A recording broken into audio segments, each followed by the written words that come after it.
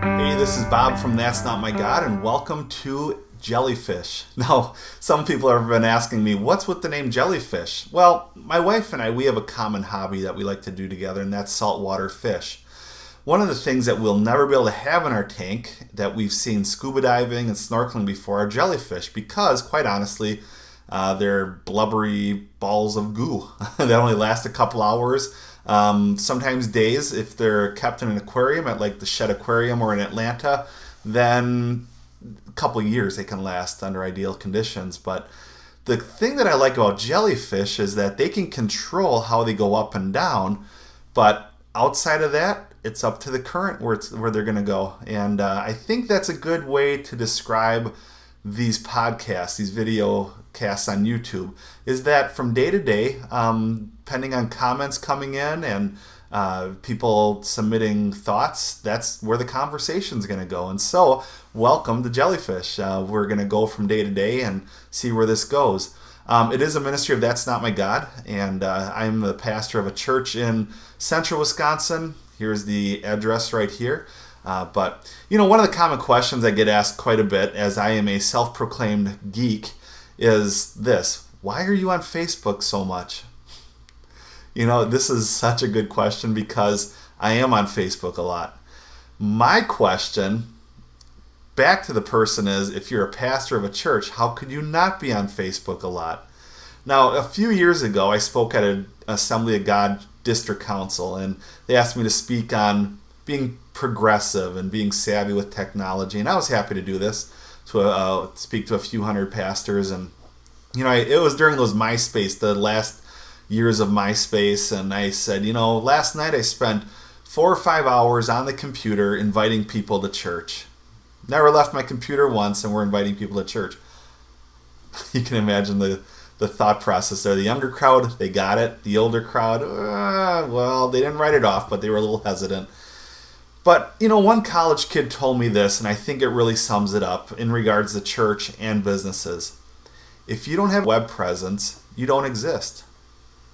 Back in the day, it used to be rely on Wednesdays nights, rely on Sunday mornings, Sunday nights to connect with people within the church. And that worked. It would oftentimes result in going out for a meal together as well throughout the week and, a phone call. But what's so beautiful about the tech age today is that we can stay in touch all the time. By a pastor like me, Pastor Bob Beeman as well, who we are under on this Sanctuary International Matrix.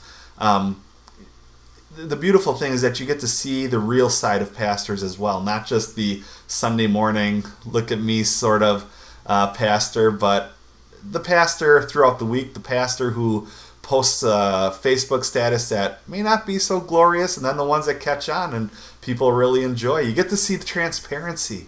And I think that's what people really want to see these days. And so that's why I'm on Facebook a lot. I have an iPad.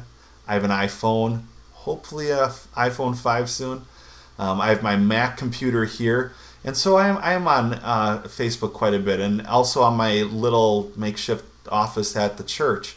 But when I'm doing message prep and studying, that's the only thing I have up on the screen.